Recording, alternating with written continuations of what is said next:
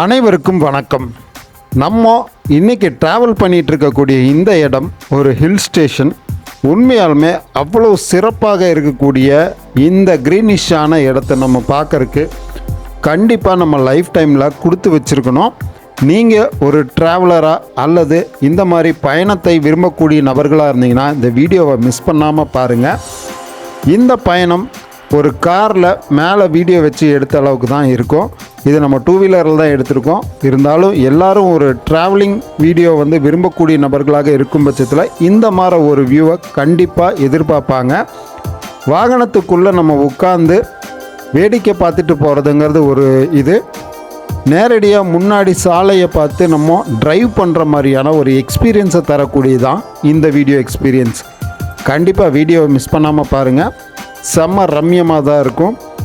இந்த மாதிரி ஹில் ஸ்டேஷனை நம்ம குழந்தைகள் பெரியவர்களும் சரி சம்மர் ஹாலிடேஸில் இந்த மாதிரி ஒரு இடத்த பார்க்கணுன்னு தான் விரும்புவாங்க. அந்த விதத்தில் தான் இந்த வீடியோவை நம்ம உங்களுக்கு ப்ரெசென்ட் பண்ணுறோம்.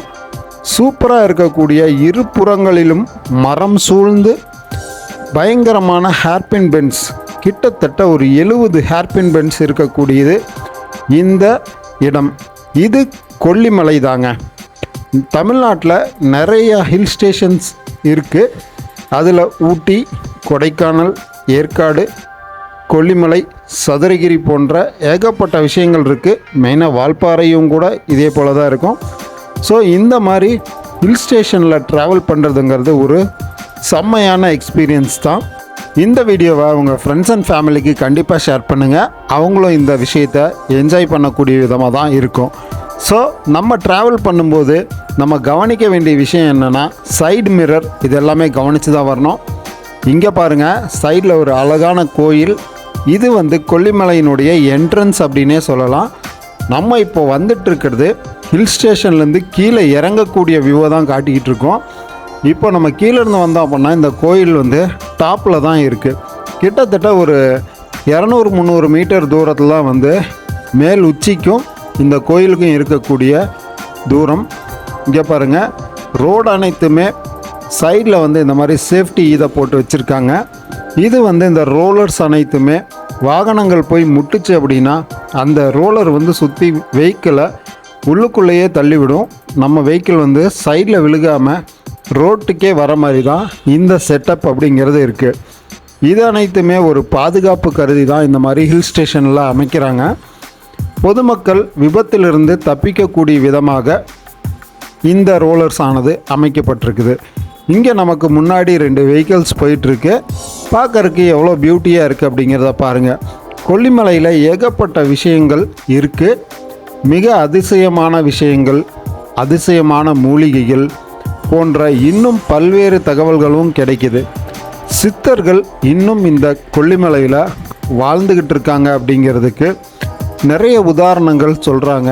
இங்கே வாழக்கூடிய மலைவாழ் மக்கள் ஆகாய கங்கை நீர்வீழ்ச்சிக்கு போகக்கூடிய வழியில் இங்கே சித்தர்கள் நடமாட்டம் உள்ளது.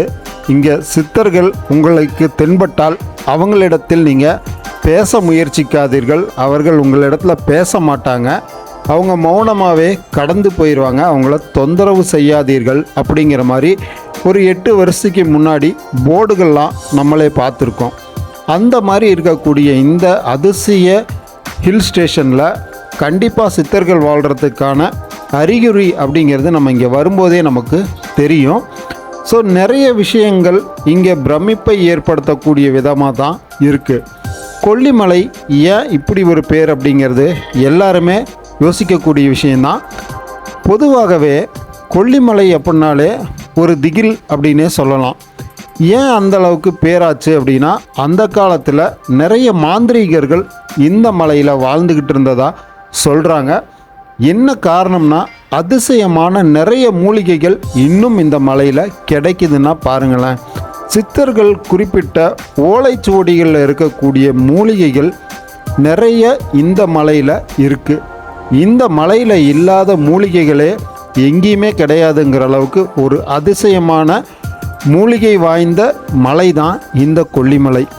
கொல்லிமலை அப்படின்னு ஏன் பேர் அப்படின்னா கொல்லிப்பாவை அப்படிங்கிற ஒரு வரலாறும் இருக்குது இந்த மலைக்கு. கொல்லிப்பாவை அப்படிங்கிறது ஒரு சிறிய கன்னிப்பெண் அப்படின்னு சொல்லப்படுது.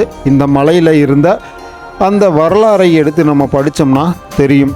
அந்த கொல்லிப்பாவை தான் இன்றைக்கும் சில பேர் எட்டுக்கை அம்மன் கோயில் அப்படின்னு சொல்லக்கூடிய இடம்னு சொல்கிறாங்க.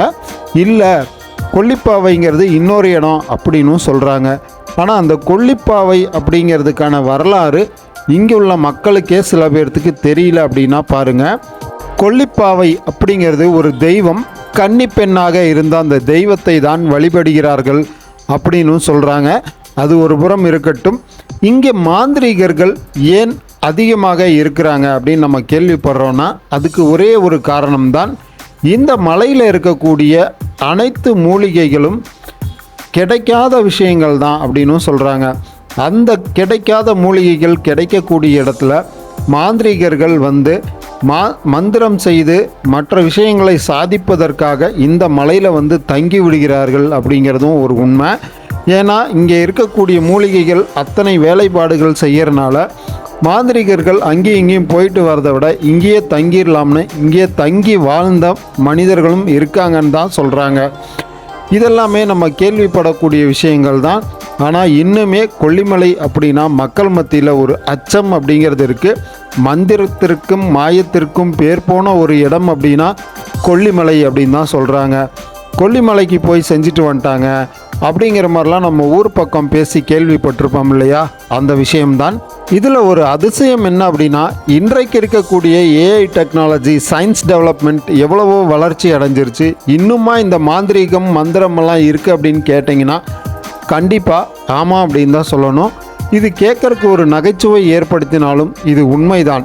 காரணம் என்ன அப்படின்னா, மதிகெட்டான் சோலை அப்படின்னு அனைத்து ஹில் ஸ்டேஷனுங்களையும் இருக்கும். அதாவது ரொம்ப அடர்ந்த வனப்பகுதிகளில் மதிகெட்டான் சோலை அப்படிங்கிறது என்னன்னா, மதியவே கெடுத்துரும். அதாவது நம்ம மூளையவே வந்து ஒரு நிமிஷம் ஒன்றுமே இல்லாத அளவுக்கு அந்த மூலிகைகளின் வாசனை நமக்கு பற்றுச்சுனாலே நம்மளுடைய சுயநினைவை இழந்து அனைத்தையும் மறந்து விடுவோம். எங்கே திரியிறோம் அந்த ஃபாரஸ்ட்லனே தெரியாத அளவுக்கு நம்ம சுயநினைவை இழந்து விடுவோம். அது போன்ற மூலிகைகள் இந்த வனத்தில் இருக்கிறதா இன்றைக்கும் சொல்லப்படுது. அதனால் ஃபாரஸ்ட்டுக்குள்ளே எங்கே வேணால் அங்கே நமக்கு வந்து அனுமதி அப்படிங்கிறதும் இருக்காது. எனக்கு தெரிஞ்சு கொடைக்கானல் போகிற வழியில் மதிகெட்டான் சோலை, அதுக்கான வார்னிங் போர்டும் ஃபாரஸ்ட் தரப்பில் வச்சுருக்காங்க. இதுக்குள்ளே போயிட்டு நிறைய பேர் திரும்பி வரல, அதனால இந்த இடத்துல நீங்கள் போகாதீங்க, போனால் அவ்வளவுதான் உங்கள் லைஃப் அப்படிங்கிற மாதிரி வந்து ஒரு எச்சரிக்கையும் இருக்கும். காரணம் என்ன அப்படின்னா, இந்த மூலிகைகளின் சுவாசம், உதாரணத்திற்கு கஞ்சாவை உட்கொண்டாங்கனாலே அவங்களுடைய நினைவு, அவங்களுடைய நடவடிக்கைகள்லாம் எந்த அளவுக்கு மாறுதுன்னு நம்ம கேள்விப்பட்டிருப்போம் இல்லையா. அதே போல தான் இங்கே இருக்கக்கூடிய இன்னும் அந்த கஞ்சாவை விட பல மடங்கு நம்மளுடைய மதியை கெடுக்கக்கூடிய விதமான மூலிகைகள், மர்மமான மூலிகைகள் அப்படிங்கிறது இருக்கத்தான் செய்து. அந்த மூலிகையினுடைய காற்று நம்ம சுவாசித்தோம்னாலே அது போன்ற ஒரு மதிமயங்கி நம்மளுடைய நினைவை இழந்து நம்ம எங்கே இருக்கோன்னே தெரியாத அளவுக்கு ஒரு நடை பிணமாகத்தான் நடந்து போயிட்டே இருப்பாங்க அவங்க பாட்டில். அவங்களுக்கான நினைவே இருக்காதுன்னு சொல்கிறாங்க. அதாவது தங்களுடைய நினைவை இழந்து ஒரு மனுஷன் அவங்க பாட்டில் காட்டுக்குள்ளே தெரிஞ்சால் என்ன ஆகுங்கிறத கொஞ்சம் யோசித்து பாருங்கள். யோசிக்கவே பயமாக இருக்குல்ல, அதுதான் உண்மையும் கூட. அப்படி இருக்கிற நேரத்தில் இங்கே இத்தனை விதமான மூலிகைகள் அப்படிங்கிறது வந்து ஒரு அதிசயம்தான். இன்றைக்கும் இது போன்ற மலைகளில் உள்ளே வந்து ஃபாரஸ்ட்டுக்குள்ளே அனுமதிங்கிறது கிடையாது. உள்ளே போனால் நம்ம உயிரோடு திரும்புவோமாங்கிறதே ஒரு சந்தேகம்தான். ஏகப்பட்ட பூச்சி, புழுக்கள், அட்டை போன்ற ஏகப்பட்ட உயிரினங்கள் வாழக்கூடிய இது போன்ற ஒரு வனப்பிரதேசங்களில் மக்களுக்கு கண்டிப்பாக ஃபாரஸ்ட்டுக்குள்ளே பாதுகாப்புங்கிறது இருக்காது. அதனால் யாரும் அது போன்ற சாகசங்களில் ஈடுபட்டு நான் உள்ளே போய் பார்க்கலாம்லாம் முயற்சியும் செய்யக்கூடாது. அது சட்டவிரோதமான செயலும் கூட. ஃபாரஸ்ட் தரப்பை நம்ம மீறி போகக்கூடாது. அனுமதி பெற்று ஏதாவது சுற்றி பார்க்கணுன்னா அவங்க ஃபாரஸ்ட்டுக்கிட்ட பர்மிஷன் வாங்கி சுற்றி பார்க்கலாம்ங்கிறதும் உண்மை. எப்போவுமே இயற்கை காட்சிகள் அழகாகத்தான் இருக்கும், அதே அளவுக்கு இயற்கையில் ஆபத்தும் இருக்குது. அப்படின்னா கொஞ்சம் யோசித்து பாருங்களேன். இது போன்ற ஃபாரஸ்ட்டுகளில் ஏகப்பட்ட ஆபத்தான விஷயங்கள் இருக்குது. உதாரணத்திற்கு அட்டைப்பூச்சிகள் ஆங்காங்கே இருக்குது இந்த மலையில் அப்படின்னா யோசிச்சு பாருங்க. இப்போ நம்ம வந்த வழியிலேயே மேலே ஒரு கோயிலை காட்டணும் இல்லையா, அந்த கோயிலுக்கு எதிரே வாகனங்களை நிறுத்தும் அளவிற்கு இடம் அப்படிங்கிறது இருக்கும். அந்த இடத்துல வாகனங்கள் கண்டிப்பாக நிறுத்தப்படுது. அந்த இடங்களில் இறங்கக்கூடிய நபர்கள் காலில் அட்டைப்பூச்சிகள் ஒட்டிக்குது. அந்த இடத்துல ஏகப்பட்ட பேர் அட்டைக்கடி வாங்குறாங்க அப்படிங்கிறத எந்த மாற்றமும் இல்லை. தெரியாமல் வந்து அந்த இடத்துல நிற்கிறாங்க. ஆனால் அட்டைப்பூச்சி கடித்து அட்டைக்கடி வாங்காத நபர்கள் அங்கே வந்து இறங்கி போகிறதுக்கான வாய்ப்பே இல்லை. அந்தளவுக்கு தான் இருக்குது. ஏன்னா அந்த இடம் ஈரப்பதம் கொண்ட இடம்.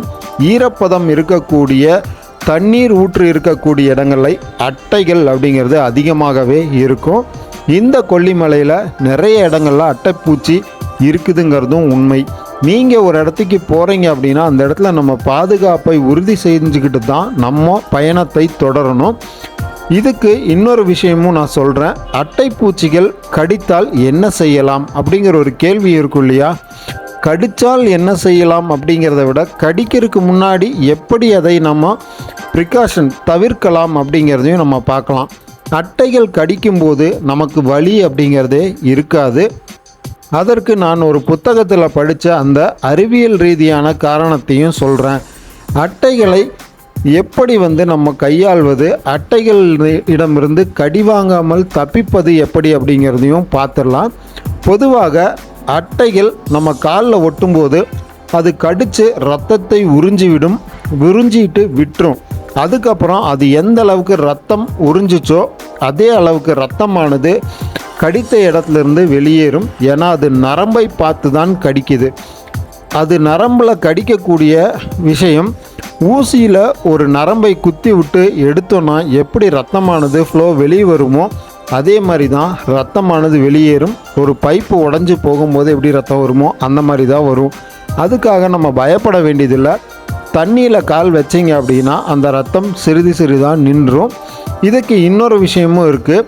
எப்படி தப்பிக்கலாம், எப்படி வந்து அட்டைகள் பக்கத்தில் நம்ம கால் வச்சாலும் அதிலிருந்து தப்பிக்கலாம் அப்படின்னா அட்டைகளுக்கு பிடிக்காத ஒரு வாசனை அப்படின்னு எடுத்துக்கலாம். அந்த வாசனை இருந்தால் அது வந்து காலில் உட்காந்து கடிக்காது, காலில் ஒட்டிக்காது அப்படிங்கிறதையும் பார்க்க முடியும்.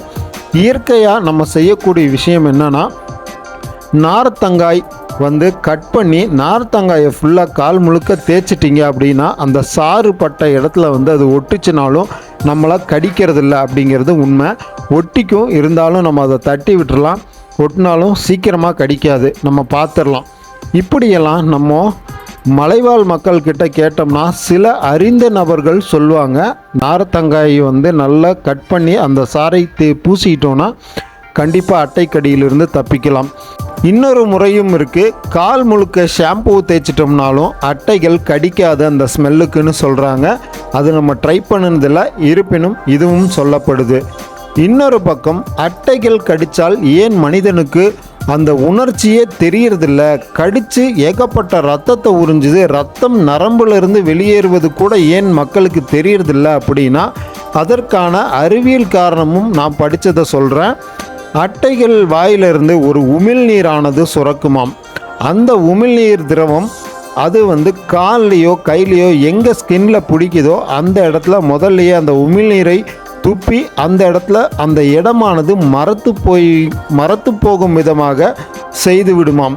அதன் பிறகுதான் அது கடிக்க ஆரம்பித்தால் நரம்பை பார்த்து கடிக்கும்போது அந்த நரம்பு ஓட்டையாவது கூட தெரியாத அளவுக்கு அது மரத்து போன இடமாக மாறி அந்த ரத்தம் வெளியேறுவது கூட மனிதர்களுக்கு தெரியறதில்ல. மனிதர்களுக்கு மட்டுமல்ல, எந்த விலங்குகளுக்கும் தெரியாதுங்கிறதான் சொல்கிறாங்க. அந்த அளவுக்கு அதனுடைய உமிழ்நீருக்கு ஒரு மரத்து போகக்கூடிய தன்மை இருக்குன்னு நான் படிச்சிருக்கேன். ஒரு சிறிய பூச்சியான அட்டைக்கே நம்ம இவ்வளோ தூரம் பாங்கு பார்க்க வேண்டியதாக இருக்குல்ல. கண்டிப்பாங்க. ஃபாரஸ்ட்டுகளில் நிறைய மலைப்பாம்புகள், விஷப்பாம்புகள், விஷ ஜந்துக்கள், தேல், பூரான் போன்ற கொடூரமான, அதாவது கொடுமையான விஷம் கொண்ட பூச்சிகளும் இருக்கும். அதனால் எங்கே வேணாங்க கண்டிப்பாக இறங்குறக்கெல்லாம் முயற்சி செய்யாதீங்க. ஏன்னா தலைத்தாம்பு மரத்துலேருந்து விழக்கூடிய அந்த சருகுகளானது கிட்டத்தட்ட 1 இன்ச் 2 இன்ச் 3 இன்ச் அளவுக்கு எல்லாமே சருகுகளில் கால் வச்சோம் அப்படின்னா கீழே என்ன இருக்குன்னே நமக்கு தெரியாது. உதாரணத்துக்கு மதிகட்டான் சோலையில் மக்கள் போனாங்க அப்படின்னா மதிமயங்குவதற்கான காரணம் இதுதான்னு சொல்கிறாங்க.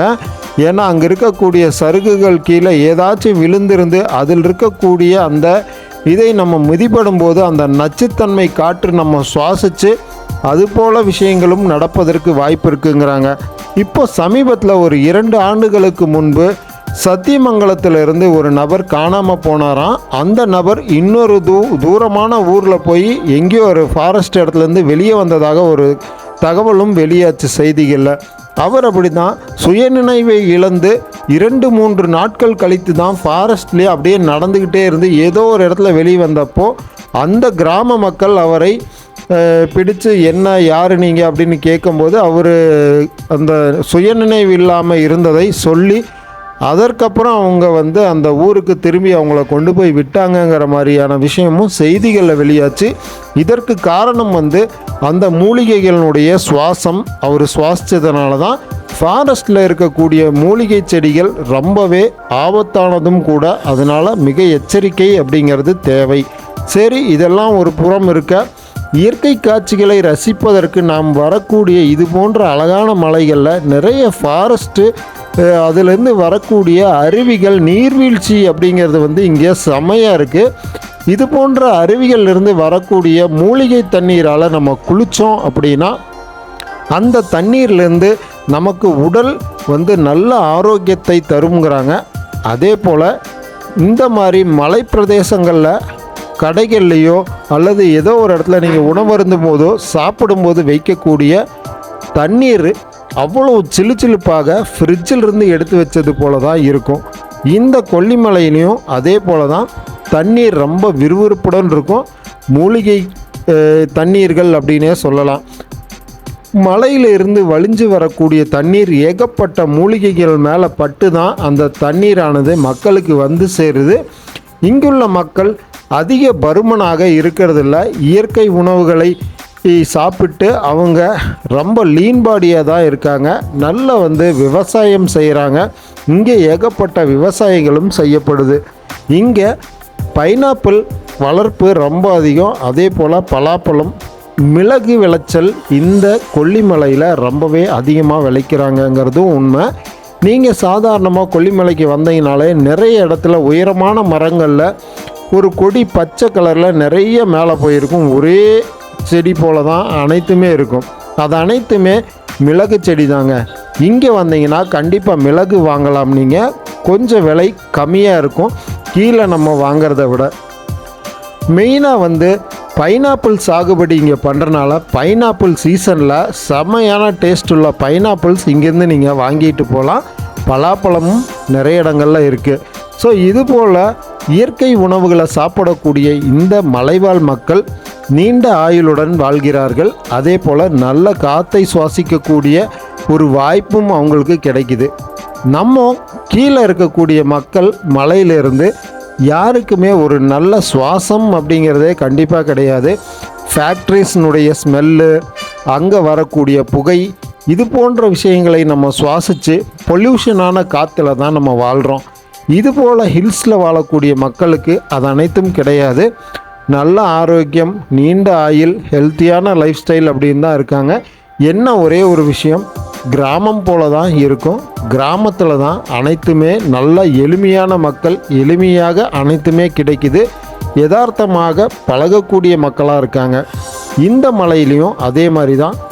இந்த மலையில் ஆபத்தான விலங்குகள் அப்படின்னு எடுத்துக்கிட்டிங்கன்னா எதுவும் கிடையாது. நமக்கு தெரிஞ்சு பன்னி, காட்டெருமை போன்ற விஷயங்கள் இருக்கிறதா சொல்கிறாங்க. நரி போன்ற விஷயங்களும் இருக்கிறதா சொல்கிறாங்க. ஸோ மற்றபடி பெரிய விலங்குகள் அப்படிங்கிறது இங்கே எதுவும் இல்லைன்னு இப்போதைக்கு சொல்லிகிட்டு இருக்காங்க. இனி வருங்காலங்களில் எப்படிங்கிறது நமக்கு தெரியாது. ரொம்ப இன்டீரியரான இடத்துங்களில் ஏதாச்சும் ஆபத்தை விளைவிக்கக்கூடிய பெரிய வனவிலங்குகள் இருக்கலாம். ஒரு சில இடத்துங்களில் இப்போ திம்பமலையெல்லாம் போனோன்னா யானைகள், டைகர் ரிசர்வ்டு ஃபாரஸ்டெல்லாம் நம்ம கேள்விப்பட்டிருப்போம். அங்கெல்லாமே மான்கள் போன்ற இதெல்லாமே இருக்கும். இந்த மலையில் நமக்கு தெரிஞ்சு மான்களெல்லாம் தென்பட்டதே கிடையாது. நம்ம இங்கே நிறைய தடவை ட்ராவல் பண்ணி வந்திருக்கோம். இந்த கொல்லிமலை ஹில் ஸ்டேஷன் பார்த்தீங்கன்னா ஒரு அடுக்கடுக்கான படி போன்ற அமைப்பு தான் நமக்கு தெரியும். ட்ரோன் வியூவில் ஒரு சில இதில் போட்டதை பார்த்துருக்கேன் நானே. அவ்வளோ தூரம் ஒரு அழகான காட்சி. அதே போல் நீங்கள் கூகுளில் சர்ச் பண்ணிங்கனாலும் தெரியும், இந்த மலையினுடைய அந்த சாலை வந்து படிப்படியாக அந்த உயரத்திற்கு போவதுங்கிறது கண்கொள்ளா காட்சியாகத்தான் இருக்கும். அவ்வளோ தூரம் ஸ்டெப்பாக வடிவமைச்சிருக்காங்க. இந்த சாலைகள் அனைத்தும் நல்ல எஸ்பெண்டு போல் வளைந்து கொண்டை ஊசி வளைவு அப்படிங்கிறது வந்து ரொம்பவே ஒரு ஷார்ப்பாக பெண்ட் ஆகும். ஸோ டிரைவிங் வந்து நல்லா தெரிஞ்சவங்க இந்த மலையில் நீங்கள் வெஹிக்கிளில் ட்ராவல் பண்ணுங்கள். ஓரளவுக்கு டிரைவிங் தெரிஞ்சு எனக்கு வந்து ஓட்ட தெரியாதுன்னா கண்டிப்பாக அதை முயற்சி கைவிட்டுருங்க. ஏன்னா ரிஸ்க் எடுக்கிறது வந்து இது போன இடங்களில் செய்யாதீங்க. நீங்கள் வந்து கீழே ஓட்டி பழகிட்டும் கூட மேலே வந்து ஓட்டலாம். ரொம்ப நேரம் பேசுகிறதுனால போர் அடிக்கிற மாதிரி வந்து ஃபீல் பண்ணாதீங்க. இந்த வீடியோவை நான் ட்ராவலிங் பீப்புள்ஸ்க்காகத்தான் போட்டிருக்கேன். ரொம்ப ட்ராவல் பண்ணுறதை விரும்பக்கூடிய மக்களாக இருந்தாங்கன்னா கண்டிப்பாக இது போல் ஒரு வீடியோ அவங்களுக்கு ஒரு வரப்பிரசாதம்னே சொல்லலாங்க. நல்ல இயற்கை காட்சிகளை ரசித்து நம்ம டிரைவ் பண்ணும்போது பார்க்கக்கூடிய எக்ஸ்பீரியன்ஸ் மாதிரி தான் இது இருக்குது. லைவாக எடுத்து அப்படியே போடணுங்கிறதுக்காக தான் கிட்டத்தட்ட ஒரு 36 நிமிஷம் பக்கம் இந்த வீடியோவை ஷூட் பண்ணேன். கையிலேயே தான் எடுத்தேன், கிம்பிள்லாம் இது யூஸ் பண்ணல. அந்தளவுக்கு வந்து நீட்டாக ஷேக் இல்லாமல் பின்னாடி உட்காந்து தான் வெஹிக்கிளில் எடுத்துகிட்டு வந்தேன். ஸோ இதனுடைய வியூஸ் எல்லாமே உங்களுக்கு பிடிக்கும்னு சொல்லி நம்புகிறேன். இந்த எக்ஸ்பீரியன்ஸ் வந்து ஒரு நல்லா இருக்கும்னு நினைக்கிறேன். உங்களுக்கு பிடிச்சதுன்னா சும்மா ஜஸ்ட் ஒரு லைக் அண்ட் ஷேர் மட்டும் பண்ணுங்கள். இல்லைனா உங்களுக்கு என்ன தோணுதோ அதை வந்து நமக்கு கமெண்ட்டாக சொல்லுங்கள். நமக்கு ஒரு சின்ன ஆறுதலாக இருக்கும். நம்ம வீடியோ பார்க்குறவங்க நமக்கு ஏதோ ஒரு தகவல் சொல்கிறாங்க அப்படிங்கும்போது நமக்கு கொஞ்சம் ஒரு சந்தோஷமாக இருக்கும் இல்லையா? ஸோ அதுக்காக சொல்கிறேன். இது போல் ஹில் ஸ்டேஷனுக்கு நீங்கள் வரும்போது கண்டிப்பாக ஒரு சம்மர் சீசன்லேயோ அல்லது பனி காலத்துலேயோ வாங்க. மழை காலத்தில் கண்டிப்பாக வராதீங்க. அது ஒரு பேட் எக்ஸ்பீரியன்ஸாக தான் உங்களுக்கு அமையும். என்ன காரணம்னா மழை ஊற்றிக்கிட்டே இருந்ததுன்னா நீங்கள் எங்கேயும் போய் வெளியே பார்க்கவும் முடியாது, எதையும் ரசிக்கவும் முடியாது. எல்லா பக்கமும் ஈரப்பதமாக தான் இருக்கும். போயிட்டு வர்றதுக்கும் நமக்கு ஒரு சோர்வை ஏற்படுத்திடும். வெயில் காலமோ அல்லது குளிர்காலத்தில் வந்தீங்கன்னா இங்கே இருக்கக்கூடிய பனி மேகங்கள் வந்து அப்படியே நம்மளை கிராஸ் பண்ணுறது எல்லாமே நம்ம ரசிக்க முடியும். அவ்வளோ ஒரு இனிமையான தருணமாக தான் இருக்கும். உங்களுக்கு புகை போல் அந்த மேகங்கள் வந்து நம்மளை அப்படியே தொட்டு செல்கிறத பார்க்கும்போது அவ்வளோ அழகாக இருக்கும். ஃபோட்டோ எடுத்தோன்னா நம்மளுக்கு பின்னாடி இருக்கிறது அனைத்துமே அப்படியே பிளர்டாக தெரிகிற மாதிரி தான் இருக்கும். அப்படியே பனிமூட்டமான அந்த அளவுக்கு இருக்கும் அப்படின்னே சொல்லலாம் இந்த கொல்லிமலையில். ஸோ நீங்கள் வரும்போது பனிக்காலத்தில் கண்டிப்பாக வந்து எக்ஸ்பீரியன்ஸ் பண்ணி பாருங்கள். இன்னொரு விஷயம் என்னென்னா, இந்த கொல்லிமலையை பற்றி நம்ம ஏகப்பட்ட வீடியோஸ் நம்ம சேனலில் போட்டிருக்கோம். அதாவது இங்கே இருக்கக்கூடிய சுற்றுலாத்தலங்களில் ஏகப்பட்ட இடத்த நம்ம ஷூட் பண்ணியாச்சு. வியூ பாயிண்ட்டு, இன்னொரு விஷயம் அருவிகள், மாசிலா அருவி, நம் அருவி, சிற்றருவி, ஆகாய கங்கை நீர்வீழ்ச்சி, அப்புறம் வேறு என்ன, இங்கே இருக்கக்கூடிய கோயில்கள் எட்டுக்கையம்மன் கோவில், மாசி பெரியசாமி கோயில், அதே போல் மெயினாக இருக்கக்கூடிய அரப்பளீஸ்வரர் கோயில், அதாவது சிவன் கோயில். இது அனைத்துமே இங்கே பாப்புலர், ரொம்ப ஃபேமஸான சக்தி வாய்ந்த கோயில்கள் அப்படின்னு சொல்லலாம். அது அனைத்துமே நம்ம வீடியோ வந்து போட்டிருக்கோம். அதை கண்டிப்பாக நீங்கள் பாருங்கள். இங்கே இருக்கக்கூடிய அருவிகள்லேயே மிகப்பெரிய அருவி அப்படின்னா உண்மையாலுமே பிரம்மாண்டத்தை நம்ம அந்த அருவியில் பார்க்கலாம். அந்த வீடியோவை கண்டிப்பாக பாருங்கள். நான் இதில் அட்டாச் பண்ணியிருக்கேன். அதாவது நம்ம டிஸ்கிரிப்ஷனில் வந்து அந்த லிங்க்கையும் வந்து அட்டாச் பண்ணுறேன்.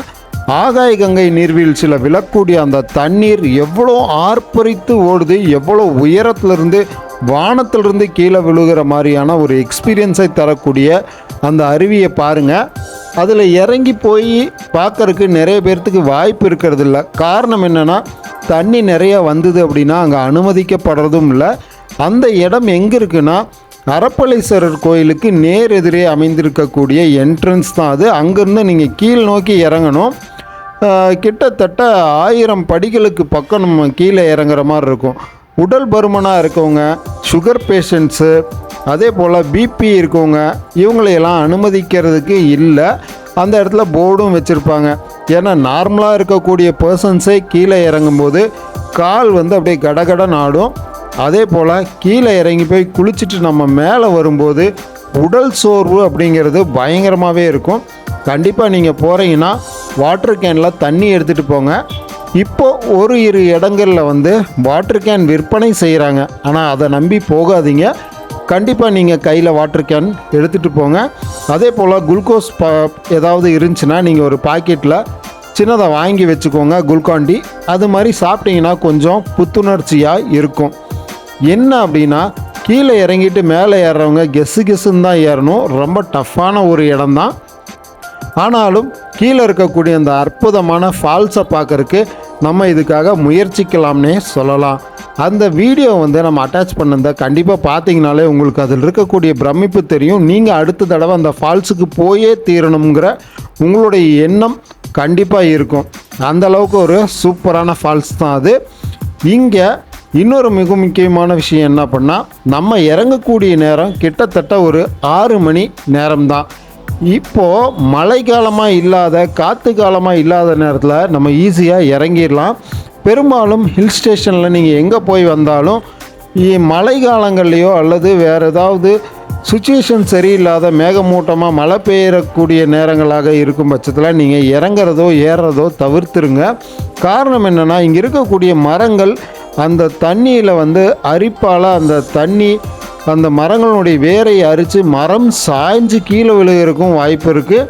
நமக்கு அந்த எக்ஸ்பீரியன்ஸும் இருக்குது. இந்த இடத்துல வந்துட்டு ஒரு டைம் ரிட்டர்ன் போகும்போது கிட்டத்தட்ட ஒரு 7 மணி சுமாரில் மரம் சாஞ்சு கிடந்தது. அது மேலே ஒரு லாரியும் ஏறி இறங்கினதுனால அந்த இடம் வந்து அப்படியே காஞ்ச மரங்கனால பொதுன்னு ஆயிருந்தது.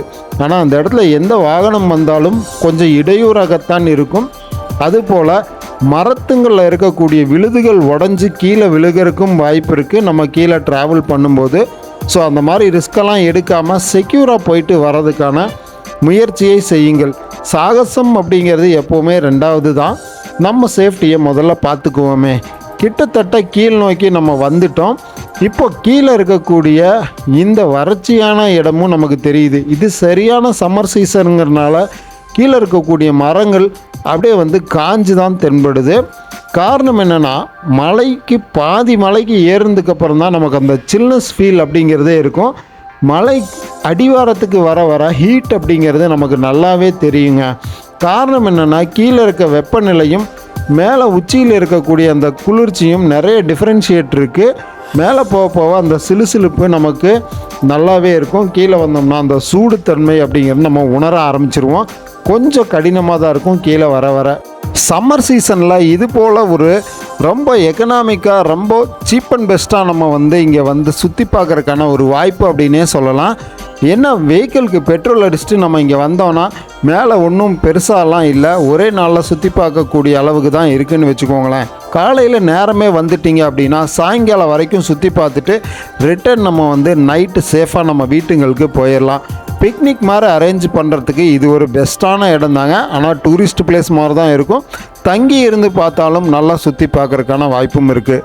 இங்கே இப்போ நிறைய ரெசார்ட்ஸ் எல்லாமே ஆரம்பிச்சிட்டாங்க. புதுசாக ஏகப்பட்ட ரெசார்ட்ஸ் அப்படிங்கிறது தொடர்ச்சியாக கட்டிகிட்டு இருக்காங்க. இதுக்கு காரணம் வந்து இப்போ டூரிஸ்ட் பிளேஸாக வந்து கவர்மெண்ட்டு அங்கீகரித்ததற்கு பிறகு இங்கே ஏகப்பட்ட டூரிஸ்ட் பீப்புள்ஸ் வந்து போகிறனால ரெசார்ட்ஸும் வந்து ஃபுல்லாகவே இருக்குது. அதே போல் டெவலப்மெண்ட் அப்படிங்கிறது பார்த்திங்கன்னா, இந்த ரோட்டில் இருக்கக்கூடிய சைட்ஸில் எல்லாமே அந்த ஹோர்டிங் போர்ட்ஸ் மாதிரி அவேர்னஸ் க்ரியேட் பண்ணக்கூடிய விதமாக, அதே மாதிரி இங்கே மேலே இருக்கக்கூடிய என்னென்ன சுற்றுலாத்தலத்துக்கான சிறப்புகள் அப்படிங்கிற அந்த கோயில் ஆகட்டும், ஃபால்ஸ் ஆகட்டும், அது மாதிரியான விஷயத்துங்கள் அனைத்துமே ஹைவே டிபார்ட்மெண்ட் சார்பில் வந்து போர்டுகளும் வைக்கப்பட்டிருக்குது பெருசாக.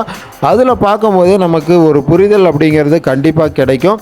என்னென்ன மாதிரியான விஷயங்கள்லாம் மேலே இருக்குது, மேலே போனால் நம்ம என்னெல்லாம் பார்க்க முடியும் அப்படிங்கிற ஒரு மேப் மாதிரியே வந்து அதெல்லாமே கொடுத்துருக்காங்க. கீழே வந்து செக் போஸ்ட்டு பக்கத்துலேயுமே வந்து இந்த மேலே போனோம்னா என்னென்ன மாதிரியான ஸ்பாட்ஸ் எல்லாம் இருக்குது நம்ம சுற்றி பார்க்கறதுக்குங்கிற மாதிரி அனைத்து விஷயங்களும் தெளிவாக கைட் மாதிரி கொடுத்துருக்காங்க. அந்த மேப்பை பார்த்தே நம்ம பாயிண்ட் அவுட் பண்ணி ஒவ்வொரு பிளேஸுக்கும் போய் விசிட் பண்ணி இங்கே வந்து நல்லா என்ஜாய் பண்ணக்கூடிய விதமாக தாங்க இருக்குது. நம்ம பெரிய பெரிய டூரிஸ்ட் பிளேஸான ஊட்டி, கொடைக்கானல் போன்ற இடத்துங்களுக்கே போய் பார்த்துக்கிட்டே இருந்திருப்போம் தொடர்ச்சியாக. இந்த மாதிரியான ஒரு சின்ன ஸ்பாட்டாக இருந்தாலும் ஏகப்பட்ட விஷயங்கள் இங்கேயும் இருக்குது அப்படிங்கிறது நிறைய பேர்த்துக்கு தெரியறதில்ல. இந்த வீடியோ வந்து ஜஸ்ட் ஒரு நான் ட்ராவலிங் வீடியோ மாதிரி தான் போட்டிருக்கேன். என்ன காரணம் அப்படின்னா, எவ்வளோ ஹேர்பின் பென்ஸ் இருக்கும்போது மேலே எப்படி இருக்கும் அப்படிங்கிறத நீங்கள் யோசித்து பாருங்கள். இங்கே வந்து என்னென்னா கிராமங்கள் நிறைய இருக்குங்க. மேலே சுற்றி பார்க்குறதுக்கு பிளேசஸ் இருக்கிற மாதிரியே இங்கே கிராமங்கள் வந்து விவசாயம் அப்படிங்கிறதும் நடந்துக்கிட்டு தான் இருக்குது. மேலெல்லாம் பார்த்திங்கன்னா சின்ன சின்ன கடைகள் தான் இருக்குது, பெரிய அளவில் கடைகள் அப்படிங்கிறதெல்லாம் கிடையாது. என்னென்னா மெயினான பிளேசஸான கோயில்கள், இந்த ஃபால்ஸ் பக்கத்துலலாம் பார்த்திங்கன்னா சிறு சிறு கடைகள் தான் இருக்குது. இங்கே மூலிகை சூப்பு போன்ற விஷயங்கள் வந்து சின்ன கடைகளில் கிடைக்குது. கம்மியான ரேட்டில் நல்ல ஒரு சூப் அப்படின்னே சொல்லலாம். அந்த மாதிரியான சின்ன சின்ன விஷயங்கள் தான் இருக்குது. நீங்கள் பெருசாக எதிர்பார்த்தெல்லாம் இங்கே வரக்கூடாது. ஊட்டி போல், கொடைக்கானல் போல் விஷயங்கள்லாம் ஸ்வெட்டர்ஸு அந்த மாதிரியான நிறைய திங்ஸ் வந்து விற்பாங்க. அந்த மாதிரி திங்ஸ் எல்லாம் இங்கே எதுவும் கிடையாது. இங்கே வந்து நல்ல வெஜிடபிள்ஸு அதே போல் ஃப்ரூட்ஸ் எல்லாமே கிடைக்கும். அதை மட்டுமே எதிர்பார்க்கலாம். தானியங்கள் வந்தீங்கன்னா கண்டிப்பாக வாங்கலாம். 200 ரூபாயிலிருந்து மிளகு, சீரகம், கடுகு போன்ற விஷயங்கள் வந்து 400 ரூபா, 600 ரூபா, 800 ரூபா, 750 ரூபா இது போல் வந்து பேக்கெட்ஸ் பண்ணி விற்கிறாங்க. அதுதான் கொல்லிமலைக்கான மிகப்பெரிய சிறப்பு அப்படிங்கிறது ஒரு சில இங்கே வந்து போன மக்களுக்கு தெரியும். நீங்கள் வந்தீங்க அப்படின்னா கண்டிப்பாக அந்த மாதிரி வந்து வாங்கிட்டு போங்க. அது வந்து நமக்கு ஒரு நல்ல விஷயந்தான். அதே மாதிரி குவான்டிட்டி வந்து நம்ம கீழே வாங்கறதுக்கும் இந்த நவதானியங்களை வாங்கறதுக்கான விஷயங்கள் வந்து இங்கே சீப் அண்ட் பெஸ்ட்டாகவே கிடைக்குது அப்படின்னே சொல்லலாம். மலையில் வந்து நமக்கு மலைவாழ் மக்கள் விற்கக்கூடிய ஒரு சந்தை போல் ஒரு தினசரி மார்க்கெட் இருக்குது. அங்கே ஃப்ரூட்ஸ் அனைத்துமே நல்ல சீப் அண்ட் பெஸ்ட்டாக கிடைக்குது. நல்ல ஃப்ரெஷ்ஷான ஃப்ரூட்ஸு, இயற்கையாக வளர்ந்த ஃப்ரெஷ்ஷான ஃப்ரூட்ஸ் தான் கிடைக்குது. எதுவுமே மருந்து போட்டு வளர்த்துன ஃப்ரூட்ஸ் எதுவுமே இங்கே கிடையாது. இயற்கையாக நல்லா அப்படியே ஃப்ரெஷ்ஷாக கிடைக்கக்கூடியது நம்ம உண்டோம் அப்படின்னா நம்ம ஹெல்த் வந்து நல்ல ஸ்டெபிலைஸாக இருக்கும். நம்ம கீழெல்லாம் வாங்கி சாப்பிடக்கூடிய ஆப்பிள்ஸில் பார்த்தீங்கன்னா மெழுகு தடவி இருக்கும். அதே மாதிரி கெடாமல் இருக்கிறதுக்கு பதப்படுத்தி வைக்கக்கூடிய விஷயங்கள் அனைத்துமே நிறைய செய்வாங்க. ஸோ அந்த மாதிரி எதுவுமே இங்கே பதப்படுத்தி வைக்கிறதெல்லாம் கிடையாது. அப்படியே செடிகள்லேருந்து பறிச்சுட்டு வந்து அப்படியே விற்கிறாங்க. கெட்டு போச்சு அப்படின்னா அப்படியே தூக்கி தான் எறிகிறாங்க. வந்தீங்கன்னா கண்டிப்பாக ஃப்ரூட்ஸ் எல்லாமே சாப்பிட்டு பாருங்கள். சுவை அப்படிங்கிறது வந்து சர்க்கரை போல தான் இருக்குது. அத்தனையுமே பார்த்திங்கன்னா ரொம்ப இனிப்பான டேஸ்ட்டு. அந்த இயற்கையாக விளையக்கூடிய இப்போது மாங்காய் அப்படின்னா மாங்காய்க்கான அந்த தன்மை அப்படிங்கிறது இங்கே கண்டிப்பாக இருக்கும். அந்தளவுக்கு புளிப்பு, இனிப்பான மாங்காய்னா இனிப்பு, எந்த விதமான ஹைப்ரிட்டும் கிடையாது. எல்லாமே நம்ம நாட்டு இது போல தான் அனைத்து விஷயங்களும் இயற்கையாக விளைஞ்சு வரக்கூடியதாக இருக்குது. செம்ம சூப்பரான இடம் தாங்க. ஒரு நாள் நீங்கள் வந்து என்ஜாய் பண்ணக்கூடிய விதமாக இருக்கும். இந்த சம்மருக்கு நீங்கள் பிளான் பண்ணிங்கன்னா கூட கண்டிப்பாக வரலாம். இப்போ கொஞ்சம் மக்கள் எல்லாமே இந்த இடத்துக்கு ஒரு அவேர்னஸ் ஆகிடுச்சு, இது ஒரு நல்ல ஸ்பாட் அப்படின்னு சொல்லிட்டு நிறைய வர்றாங்க. பெரும்பாலும் சண்டேஸில் இங்கே கூட்டம் அதிகமாக தாங்க இருக்குது. அதனால நீங்கள் வரும்போது கொஞ்சம் ஒர்க்கிங் டேஸ், அதாவது வீக் டேஸாக வந்தீங்க அப்படின்னா கூட்டம் கம்மியாக இருக்கும். நல்லா வந்து என்ஜாய் பண்ணலாம். சண்டேஸில் வந்தீங்கன்னா க்ரௌட் ஜாஸ்தியாக இருக்கும்போது நம்ம போய் அந்தளவுக்கு கம்ஃபர்டபுளாக எல்லா இடத்துலையும் சுற்றி பார்க்குறதுங்கிறது கொஞ்சம் கஷ்டம்தான். ஏன்னா கொஞ்சம் சின்ன இடம் அப்படிங்கிறனால கொஞ்சம் ரிஸ்க்காக தான் இருக்கும். ஆகாய் கங்கை ஃபால்ஸ் வந்து மிகப்பெரிய ஃபால்ஸு. அந்த இடத்த கண்டிப்பாக மிஸ் பண்ணாமல் இங்கே வந்தீங்கன்னா பாருங்கள். மாசிலா அருவியும் நல்லா தாங்க இருக்கும். லேடிஸு குழந்தைங்கள்லாம் கூட்டிகிட்டு போகிறீங்கன்னா நல்லா வந்து என்ஜாய் பண்ணக்கூடிய, நல்லா குளிக்கிற மாதிரியான ஃபால்ஸாக தான் இருக்குது. அனைத்துமே பயப்பட வேண்டியதெல்லாம் இல்லை. என்ன வழுக்கும் அது வந்து நீங்கள் பாதுகாப்பாக எங்கே நிற்கணுமோ அந்த இடத்துல நின்று குளிக்கிற அளவுக்கு பிளான் பண்ணிக்கோங்க. இது தவிர மற்ற எதுவுமே இங்கே இல்லை. நிறைய வீடியோஸ் வந்து நம்ம சேனலில் போட்டிருக்கோம். கண்டிப்பாக வந்து வீடியோஸை பாருங்கள். கிட்டத்தட்ட இருட்டாயிருச்சு. நம்ம கீழே இறங்க போகும்போதே கீழே அடிவாரத்தினுடைய இடத்துக்கு பேர் வந்து காரவள்ளி அப்படின்னு சொல்லக்கூடிய இடம். மேலே ஏறினோடனே சோளக்காடுன்னு சொல்லக்கூடிய இடம். அதை தாண்டி போனோம் அப்படின்னா செம்மேடுங்கிற இடமும் இருக்குது. ஸோ இப்படியெல்லாம் வந்து நிறைய ஸ்பாட்ஸ் இந்த இடத்துல இருக்குது. இங்கே வந்தீங்க அப்படின்னா கண்டிப்பாக நல்லா என்ஜாய் பண்ணலாம். இந்த சம்மரை நீங்கள் இங்கே வந்து கூட என்ஜாய் பண்ணுங்கள். இது வந்து நம்மளோட சின்ன ஒரு ஹிண்ட் மாதிரி தான். இங்கே வந்து நீங்கள் என்ஜாய் பண்ணலாம் அப்படிங்கிற மாதிரி தான் நம்ம சொல்கிறோம். ஓகே, அது உங்களோட விஷயம். இருப்பினும் இப்படி ஒரு ஸ்பாட் இருக்கிறது வந்து நிறைய பேருக்கு தெரியாதனால நம்ம சொல்கிறோம். இது கொல்லிமலை அப்படின்னா வெறும் பயம் மட்டுமே கிடையாதுங்க. இங்கேயும் வந்து நிறையா இயற்கையை ரசிக்கக்கூடிய விஷயங்கள் இருக்குது. கண்டிப்பாக வாங்க, வந்து விசிட் பண்ணுங்கள். இங்கே இருக்க மலைவாழ் மக்கள் அதனால பயனடையக்கூடியவங்களும் இருக்காங்க. இது ஒரு டூரிஸ்ட் ஸ்பாட்டுங்கனால இப்போ அவங்களுக்கு கொஞ்சம் இந்த ஃப்ரூட்ஸ் விற்கிறனால ஆதாயங்கள் அப்படிங்கிறதும் கிடைக்கும். அவங்க வாழ்வாதாரத்தை மேம்படுத்துவதற்கு இது ஒரு உறுதுணையாக கூட அமையலாம் இல்லையா? ஸோ அவ்வளோதாங்க. வீடியோ எண்ட் பண்ண போகிறேன். இன்னொரு சுவாரஸ்யமான வீடியோவில் வந்து நான் உங்களை சந்திக்கிறேன். அது வரைக்கும் நம்ம சேனலில் வந்து ஸ்டே டியூன்டாக இருங்க. நிறைய வீடியோஸ் இருக்குது, பார்த்து என்ஜாய் பண்ணுங்கள். கீழே வந்து செக் போஸ்ட் வரப்போகுது. செக் போஸ்ட்டினுடைய இதில் வந்து எப்படி இருக்குது அப்படின்னு பாருங்கள். கீழே காரவள்ளியினுடைய ஸ்பாட் எப்படி இருக்குது, அந்த ரோட் கார்னர்ஸ் எப்படி இருக்குது அப்படிங்கிறதையும் பார்த்து என்ஜாய் பண்ணுங்கள். மியூசிக்கு ப்ளே பண்ணி விட்றேன். ஸோ அடுத்து இன்னொரு சுவாரஸ்யமான வீடியோவில் சந்திக்கலாம் கைஸ். நன்றி, வணக்கம்.